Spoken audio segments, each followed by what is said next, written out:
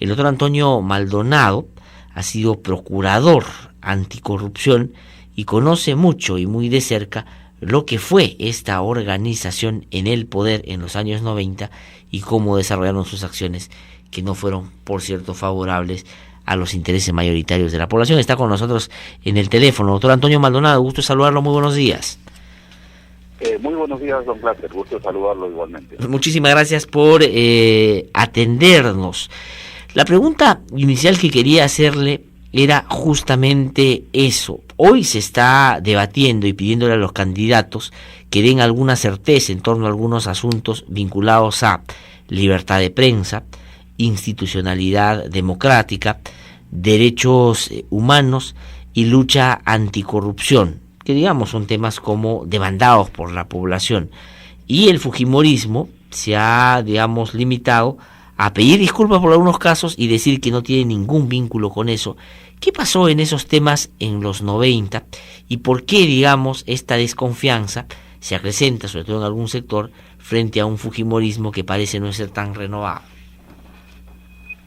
No, lo que ocurrió en los 90, don Blatter, fue el hecho más grave ocurrido en la historia del Perú, consistente en la captura del Estado por parte de una organización delictiva que durante el régimen a su cargo robó sistemáticamente los recursos del Estado, por tanto los recursos de todos los peruanos, y cometió violaciones serias, muy graves y sistemáticas de los derechos humanos. Esta afirmación puede aparecer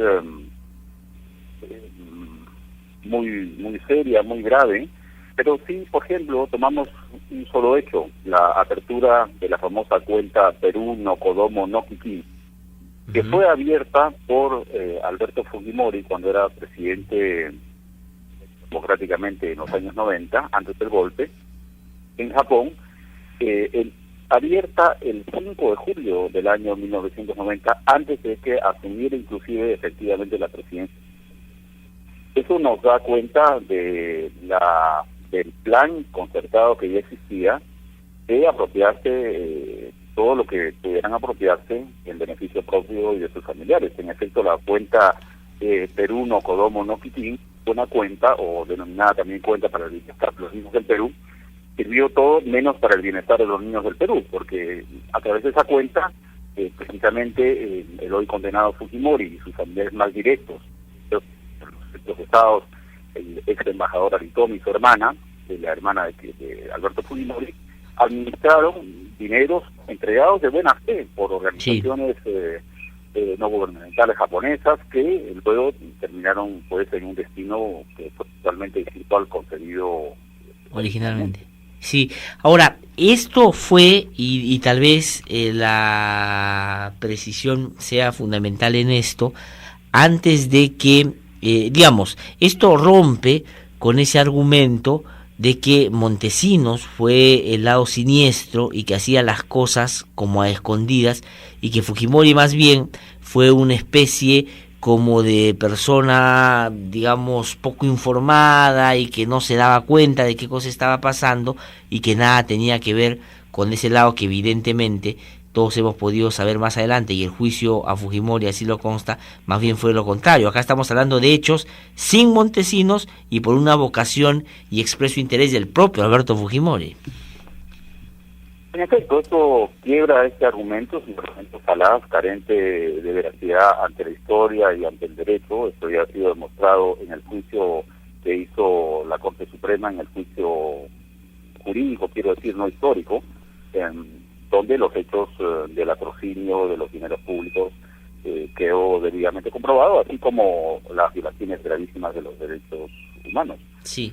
Entonces, lo que estamos confrontando en este momento es la posibilidad, la probabilidad de que una organización que tuvo el poder del Estado en su beneficio propio lo vuelva a tener mediante un procedimiento legítimo, pero en el cual muchos peruanos opinan que habría que darle una segunda oportunidad al Fujimori. Sí, ahora sobre eso le quería preguntar, doctor Antonio Maldonado, porque el argumento del otro lado, para tratar de, digamos, deslegitimar y cualquier duda que hay sobre Keiko Fujimori o el gobierno del Fujimorismo, es que ella no es su padre y ella no puede asumir los pasivos que su padre le dejó en alguna materia. Ya pidió disculpas y por lo tanto la expresión de Keiko y su papel y su interés de llegar al poder nada tiene que ver con la práctica de los 90. ¿Qué habría que decir con eso? O sea, ¿qué la ata al pasado que no sea solamente el ser hija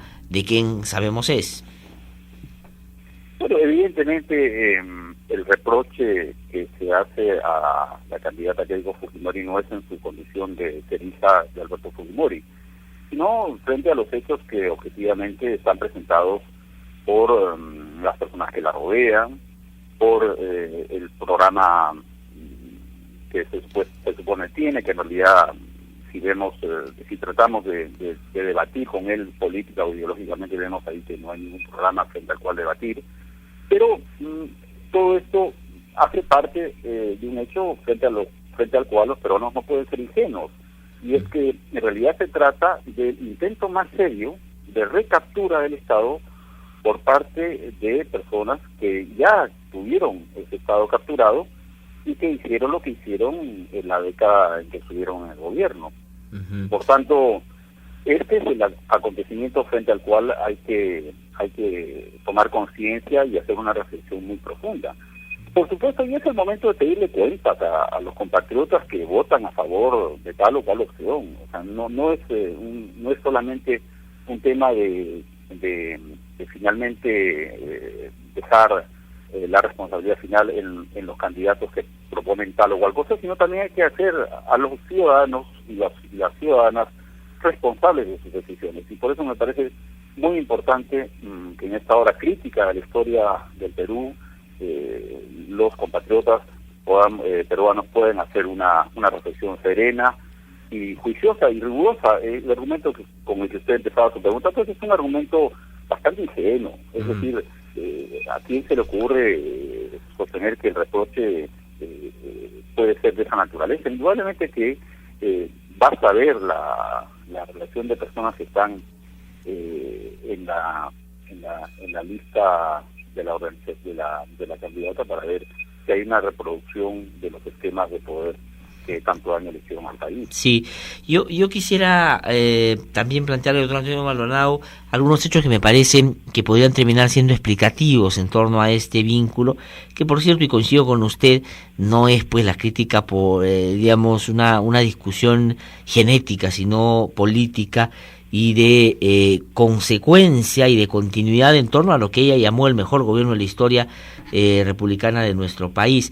Y me gustaría, y usted nos pueda dar algunos elementos adicionales en torno a eso, en los casos de corrupción por los cuales Fujimori fue extraditado y luego procesado y luego sentenciado, hubo un hecho que tal vez no se haya resaltado en esta época de manera de manera importante, y es que él asume su responsabilidad para que no se desarrolle el juicio oral, es decir, para que no vayan los testigos y expliciten y pormenoricen cómo se desarrollaron los actos de corrupción. Y me acuerdo que era evidente en ese momento, y así lo declararon algunos líderes políticos, que su intención era no perjudicar la candidatura de Keiko Fujimori, porque si mucha gente iba a decir, sí, el acto de corrupción se hizo de esta manera, se compró los canales de esta manera, eso iba a repercutir en contra de Keiko Fujimori, es decir, la estrategia de la candidatura de la hija. Ese podría ser un ejemplo.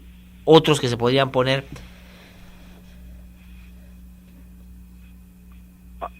¿Aló? Sí, doctor Antonio Maldonado, le decía, por ejemplo, ese es un caso claro de un vínculo de Alberto Fujimori con el interés de que la hija llegue a ser presidenta. Sí, bueno, en efecto, don Glasser, lo que hay que tener muy presente es que tanto el hecho de la captura del poder y la sofisticada forma como ese poder se mantuvo entre los 90 y el año 2000, como los hechos que ocurrieron posteriormente a la fuga de Alberto Fujimori, revelan una clara intención de recuperar ese poder político perdido a través del cual pudieron hacer todo lo que hicieron. Cuando asumí el cargo de procurador, por supuesto, usted comprenderá que tuve acceso a información muy confidencial y que tal vez en algún momento revelaré. Uh-huh. Pero entre la información que puedo decirle, es que puedo mencionarle en este momento, es que ya con Fujimori en Japón advertimos la existencia de una organización, inclusive con compartimientos celulares, con estructuras donde las personas que aparecían públicamente en Perú no eran parte de la estructura central que rodeaba a Alberto Fujimori, que Fujimori manejaba desde Japón.